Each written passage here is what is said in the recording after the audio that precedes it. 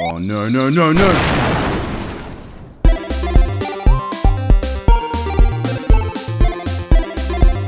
Super Mario Land. It's always been that fever dream of a game. Like when you were playing Mario Flash games on your family PC. It never felt like a real Mario game, and I loved it. After remaking Kirby in 3D, you guys seem to like it. So I'm gonna go with an even more iconic character and spend the next few weeks remaking the first level of Super Mario Land for the Game Boy in 3D. This was the game that introduced the world to Mario's side piece Daisy, and took Mario out of the Mushroom Kingdom for a little vacation in Sarasa Land. To me, it was a perfectly good platformer that never got the credit it deserved. Yes, it might be a little rough around the edges, and maybe that's the nostalgia talking, but I feel like I haven't played a modern Mario title that has the same level of uniqueness since these days of early Nintendo experimentation. Unless you count this. So today I'm giving it the glow up it deserves. In 3D, in Unity. Step 1. Get that iconic Game Boy aesthetic. I had a few comments about the clash of colours from my last remake, so I'm going full monochrome with this remake.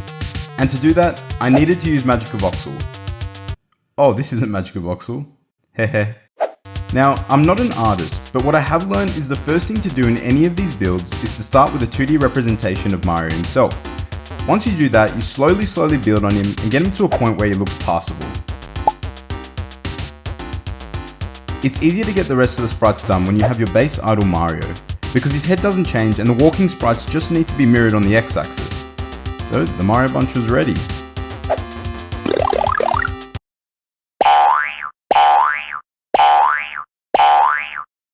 After putting the models together and using the same animator script from my Kirby make, we were in action. And as you know, Cas Games does know a thing or two about game feel.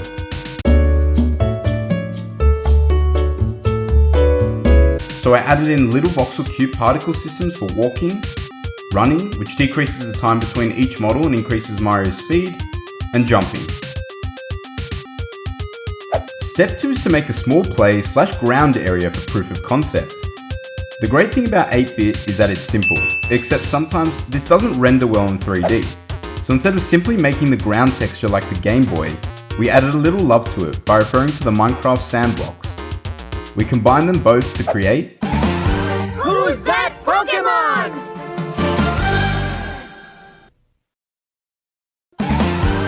the Mario Minecraft sand ground texture. So it went from this, to this, to this. Next were the blocks. There are 4 types of blocks in the first level. We recreated these designs on Piskel and used these as the textures. The bottom and top were left blank to make the 3D look a little bit more believable. And of course, I outlined everything in black to help keep that blocky 8-bit look. When Mario jumps, the block jumps up and down but doesn't break, and the question mark turns into a dead block.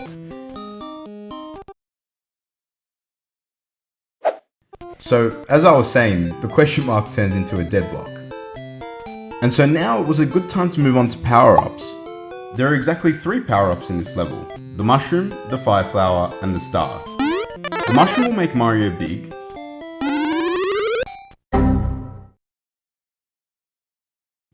Correction, the mushroom will make Mario exactly 1 1/3 times taller. This will also allow Mario to break brick blocks. The fire flower will allow fireballs to be launched just like in the original game.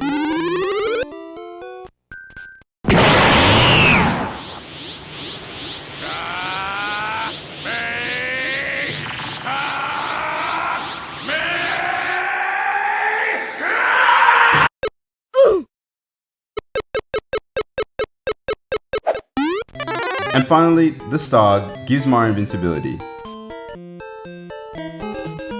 And yes, this is the Can theme. So, time to move on to enemies. There are a total of 3 enemies in the first level. Goombos, which are apparently Goomba's cousin, the Bombshell Koopa, and the Fly. I immediately got to making these in Magic of Voxel.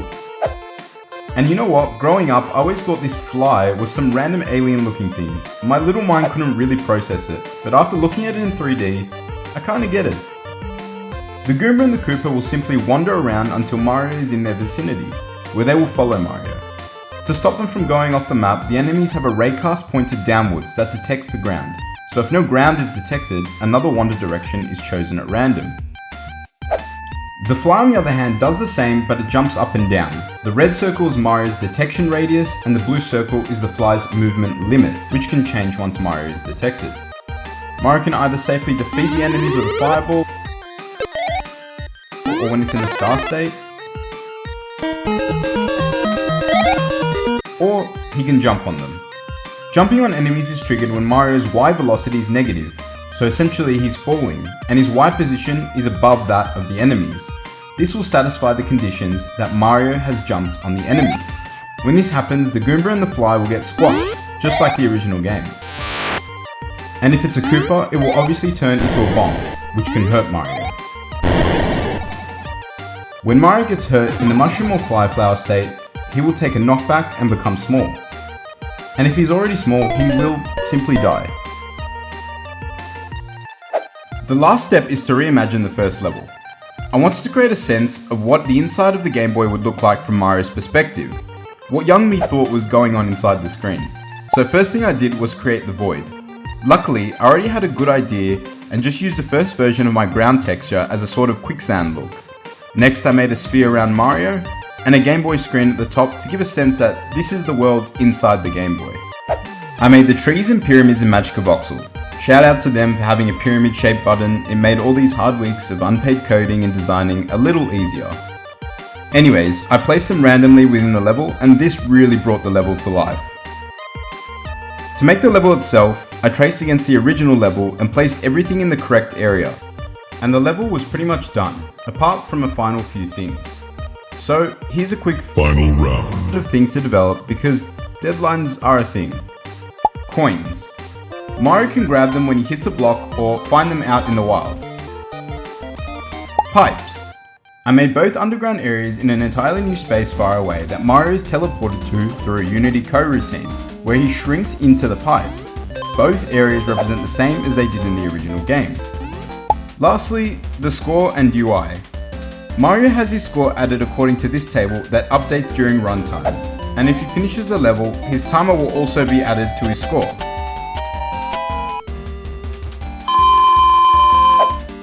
Oh, and I added some clouds. So let's play it. And that's how you take a 2D classic and overcomplicate it in 3D. Please like, comment, and subscribe so I can pretend that this wasn't a massive waste of time.